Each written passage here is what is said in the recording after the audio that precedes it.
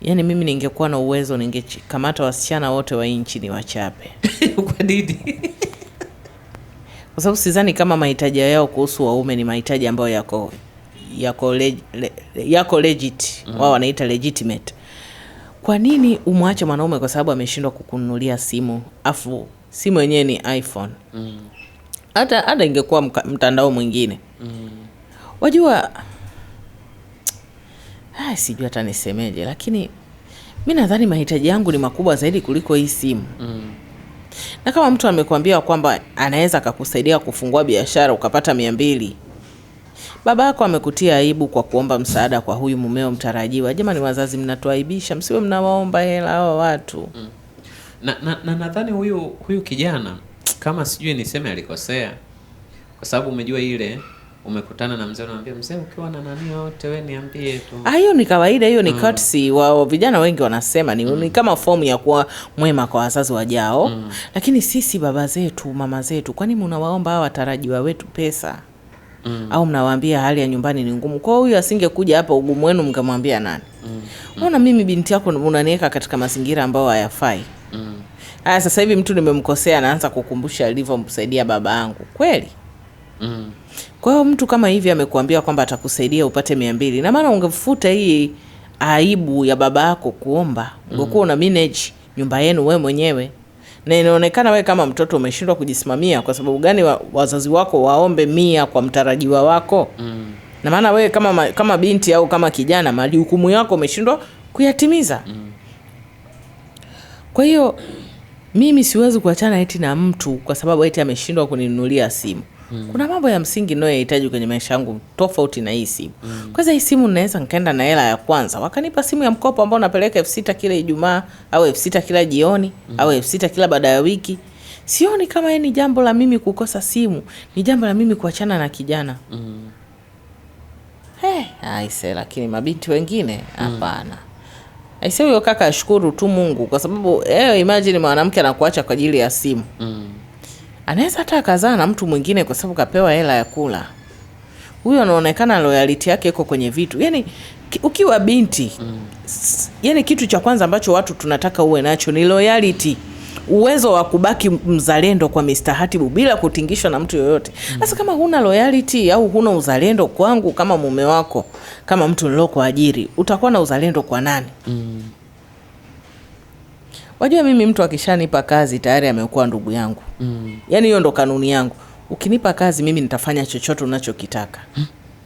Mpaka kazi yangu mimi na wewe itakapokwisha. Na nikiwa nafanya kazi yangu mimi na wewe, siwezi kufanya kazi ya mtu mwingine. Kwa sababu hii kazi ya mtu mwingine inaweza ikanifanya mimi nikashindwa kufanya kazi yako vizuri, alafu kashindwa kufurahi. Na ukishindwa kufurahi, huyu mtu anaweza hata huyu mtu kumbuka amenipenda kwa sababu wewe umeniita.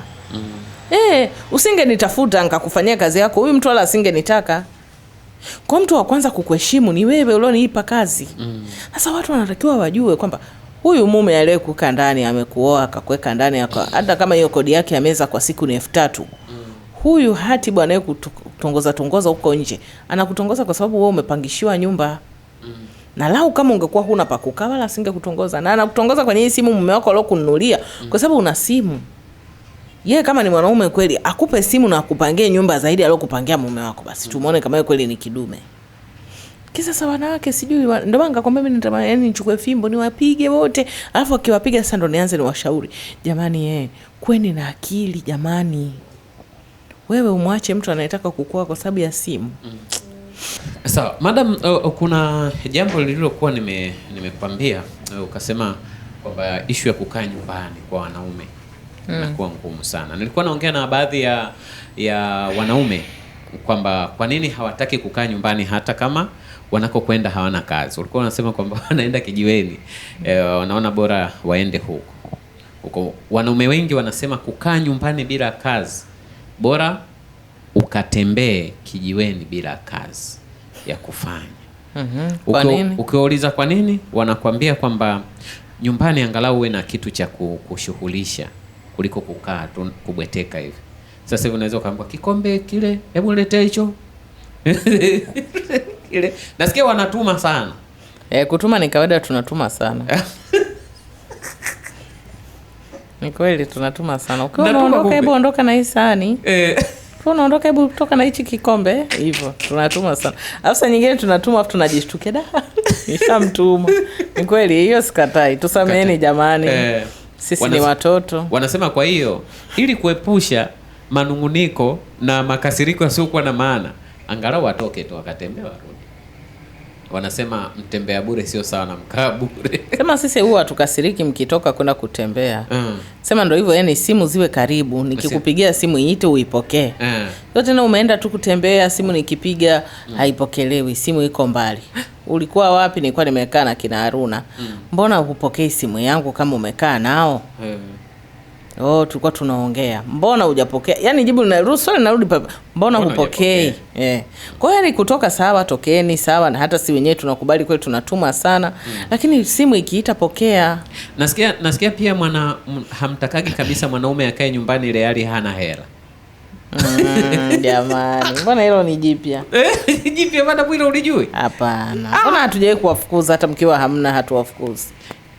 Kuna mwanamama mmoja wakati tunajadili juu ya hilo alisema kwamba yeye hakubali mume wake akae nyumbani tu eti kwa sababu akae nyumbani eti kwa sababu hana kazi ya kufanya lakini hana hela. Anasema wewe toka tu bwana katafute huko.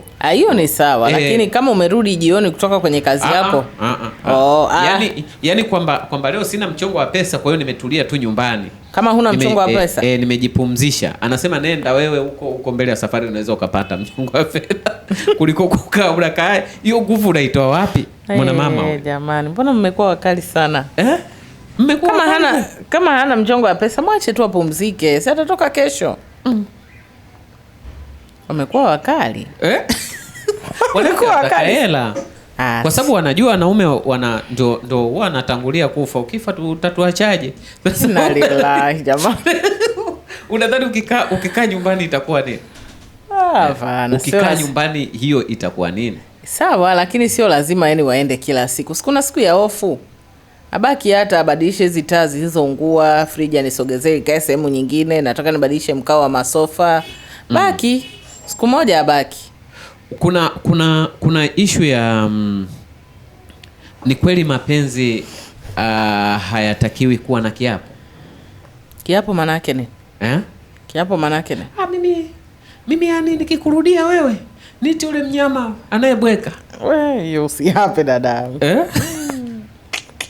Mazingira yana tabia ya kuturudisha sehemu ambazo tulikataa, yani utaibika. Utaibika sana. Kwa nini? Kwa hiyo sasa wewe jiulize, umeapa kwamba mimi nikikurudia labda nife. Na bado mtu mapenzi hayajaisha. Usimalize, usinene ukamara. Usimalize. Wewe sema tu bana, mimi sasa hivi nimekuchoka, iwezekani tukaendelea. Mambo ya kujiapiza tena hayo ni mambo mabaya. Usifanye mambo hayo. Lakini hii katika hii dunia kwamba kuna wengine wanasema kabisa mimi sirudi kwako na hawarudi kweli. Sawa. Mtu mwenye nguvu ya kusema hivyo aseme. Lakini kama mimi na wewe, mimi wajua kama moyo wangu kepesi. Mimi sita hapa bwana. Nitaibika bure. Bora tu nikae hapa. Si hapi. Kuna watu wengine wataapa lakini mimi sitaki. Mimi sita hapa. Si ngajimaliza bure kumbe usiku na kunywa glucose, sitaki. Mimi simalizi. Naongea kidogo hivyo. Usinene ukamara. Wala Wadigo wanasema hiyo. Sitomaliza, nitaongea kidogo.